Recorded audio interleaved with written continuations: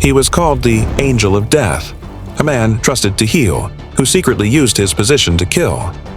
Charles Cullen wasn't a shadowy figure lurking in alleyways.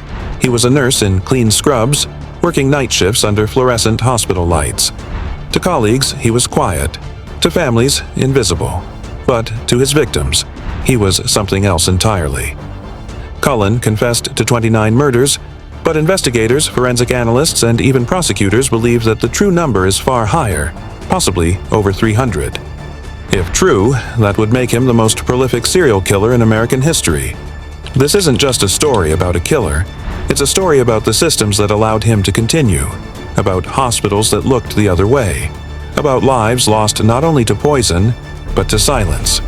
You're watching The Unclosed File, and this is the case of Charles Cullen. Charles Cullen was born in 1960 in West Orange, New Jersey. His childhood was marked by tragedy. His father died when Charles was an infant. His mother passed away when he was still in high school. Struggling with mental health and emotional trauma, he attempted suicide for the first time at age 9. Later, as a young man, he joined the U.S. Navy, but his erratic behavior led to a medical discharge. He then trained as a nurse, earning his certification and entering the workforce in 1987. Over the next 16 years, Charles Cullen would work at more than a dozen hospitals and care facilities across New Jersey and Pennsylvania. Each time, something strange followed him: death. Not the expected deaths of terminal patients or trauma victims. These were deaths no one could explain. Healthy patients would crash during the night. Others would be found dead hours after a routine procedure. Some died of heart attacks, others of sudden organ failure, but behind it all was the same pattern. Charles Cullen had been on duty. He administered unauthorized medications, often overdosing patients with insulin or digoxin, drugs that can cause cardiac arrest if misused. He was careful, calculated.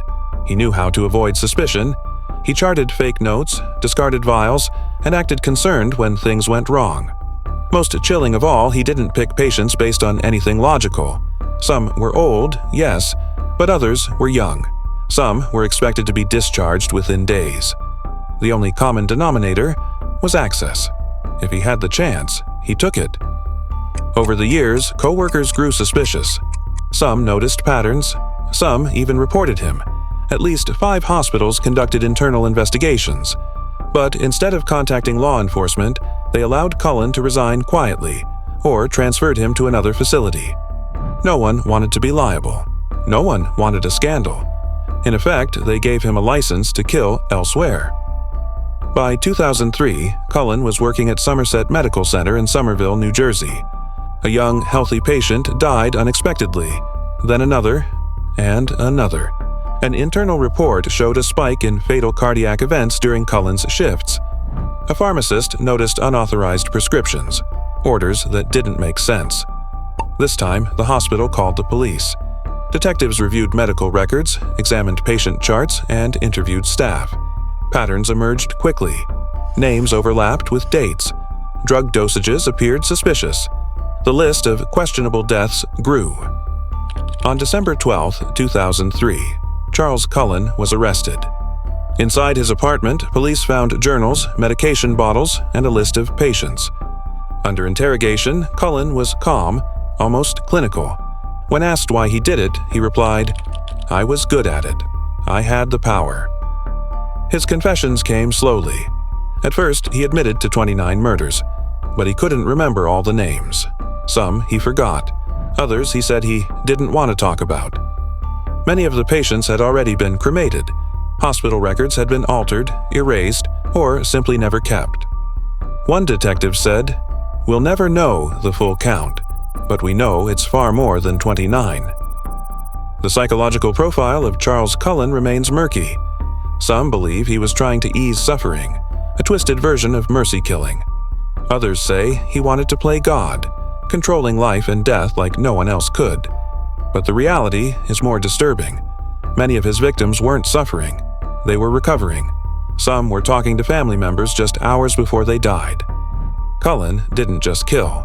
He chose his moments, when no one was looking, when no one would question his access. In 2004, Charles Cullen pleaded guilty to 29 murders and 6 attempted murders. He was sentenced to 18 consecutive life sentences without the possibility of parole. He is incarcerated at New Jersey State Prison in Trenton. But what about the hospitals? What about the administrators who suspected something and stayed silent? No institution was held criminally liable. No hospital executive faced charges. Some quietly settled civil suits.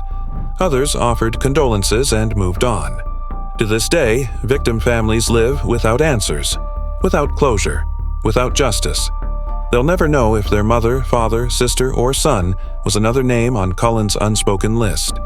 Some were buried, others cremated before anyone asked questions. The most horrifying aspect of this story isn't just the number of victims, it's how long he got away with it. 16 years, 12 hospitals, countless warnings, and no one stopped him. Charles Cullen turned sterile, fluorescent-lit hospitals into silent crime scenes. He betrayed the very system designed to protect us, and the system let him. This is not just the story of a murderer, it's the story of indifference, of institutional failure. It is a reminder that evil doesn't always look like a monster. Sometimes it wears a name tag, scrubs, and a calm smile. This is the story of Charles Cullen, America's Angel of Death. His case is technically closed. But the questions, the accountability, the victims, they remain open. They remain part of the unclosed file. If this episode disturbed you, stay with us. We tell the stories others avoid, the stories buried beneath bureaucracy and silence. Subscribe now and join us as we open the files no one else will, because some files were never meant to stay closed. Among the confirmed victims was Reverend Florian Gall, an elderly priest recovering from a mild infection. He was stable, alert, and expected to be released within days. Cullen administered a fatal dose of digoxin, a heart medication that, in high amounts, can cause sudden death. No one questioned it until patterns emerged months later. His death was initially listed as natural causes. Another victim, Jay Hudnall, was admitted for a minor liver condition and was talking to his wife hours before he coded. Cullen later admitted to injecting him, claiming Jay was in pain. Jay's wife, however, insists he had been laughing on the phone that evening. He wasn't terminal, he was improving. Stories like these echoed across New Jersey and Pennsylvania. Families came forward. Some were in disbelief. Others were consumed by guilt, wondering if they should have asked more questions, pushed harder, demanded an autopsy. Cullen's co-workers were equally shaken. Many recalled odd vibes or moments that didn't feel right. One nurse remembered catching him drawing medication without a doctor's order. Another said he would often insist on checking vitals alone. Most dismissed these as quirks of a quiet, awkward man. No one imagined murder. When the story broke nationally, the headlines were explosive. "Serial killer nurse," they read. Hospitals hid the truth.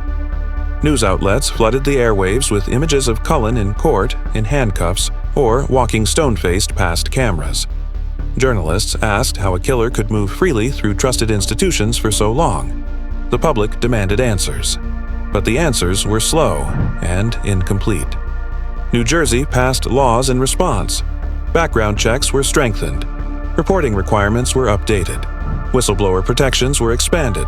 But none of it brought back the victims. And none of it forced hospitals to publicly admit their role. Cullen remains largely silent behind bars. He doesn't give interviews. He doesn't write memoirs. He rarely responds to requests for comment. He has become a ghost, a man known not for who he was, but for what he did. And what he did left scars that can't be measured. For the families of his victims, the pain is permanent. They carry names that were never spoken in court, loved ones who were never part of the official death toll. They walk through hospital hallways today and wonder, has anything really changed? Charles Cullen's story isn't just a tale of horror, it's a wake-up call. It asks us to question the systems we trust, the institutions we assume are watching, protecting, intervening. It challenges the silence that let him slip through. So we open this file, not because we seek to sensationalize, but because these stories matter. They warn, they teach, they remember. The hospitals never released a full list of possible victims. Cullen never gave one either, which means this case, in the truest sense, remains unclosed. This is the story of Charles Cullen, the nurse who should have healed, but instead chose to harm. The system that should have stopped him, but instead protected its own image. And the hundreds of people who died quietly, many with no justice, no name, and no one to speak for them, until now.